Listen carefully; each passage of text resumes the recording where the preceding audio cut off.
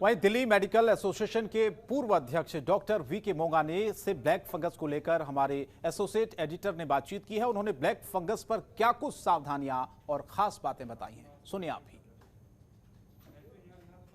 राजधानी में लगातार ब्लैक फंगस के केसेस बढ़ते जा रहे हैं। 600 से ज़्यादा केसेस अभी तक रिपोर्ट हो चुके हैं। 3 डेडिकेटेड हॉस्पिटल बनाए गए हैं, LNJP, GTB और राजीव गांधी। और जाहिर तौर पर लगातार यहाँ केसेस बढ़ रहे हैं। ऐसे में क्या वाकई इसको महामारी घोषित करना चाहिए या नहीं करना चाहिए? क्या डरने की ज़रूरत है या नहीं?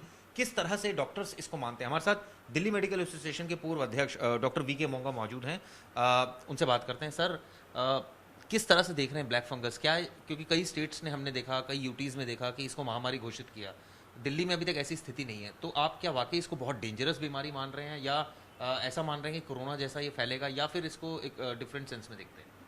देखिए, जहाँ तक ब्लैक फंगस की बात है, बिल्कुल ठीक कहा आपने कि सीरियस बीमारी है, लेकिन एकदम महामारी का इसको रूप देना या इसके बारे में बात करना अभी न्याय संगत नहीं होगा।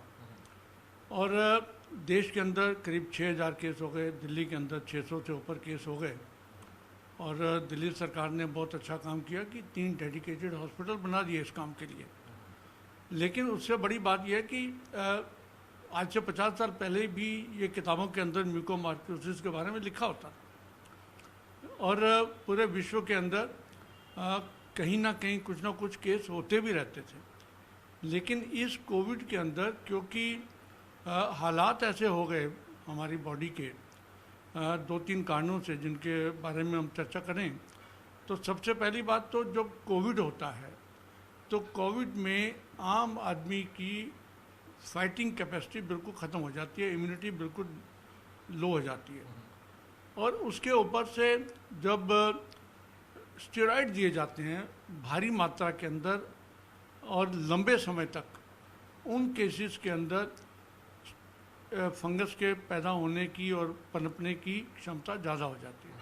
आपने बताया कि नाक के माध्यम से ये फैल रहा है, और कौन कौन सी वजह है, किन किन बातों का हमें ध्यान रखना है कि ये फैले ना? ऐसी कौन सी बेसिक हमें क्लीननेस की बातें ध्यान रखनी है? देखिए, इवन इसमें मैं मानता हूँ कि डॉक्टर्स को भी काफ़ी सावधान होना पड़ेगा। नंबर 1 कि कोविड का इलाज प्रॉपर तरीके से हो, खासकर जो लोग डायबिटिक्स हैं। नंबर 2, जब मरीज़ हॉस्पिटल के अंदर दाखिल हो रहा है तो स्टेरॉइड की कितनी मात्रा देनी है और कितने दिन तक देनी है, ये डॉक्टर को असेसमेंट करनी पड़ेगी। ऐसा भी है कि जो डायबिटिक नहीं है उनमें भी ये दिक्कत आ रही है, जो कोविड भी नहीं है, जिनको जो डायबिटिक भी नहीं है उनको भी ब्लैक फंगस हो रहा है? ब्लैक फंगस उन लोगों में होने की संभावना बहुत मिनिस्क्यूल है, बहुत मिनिमम है।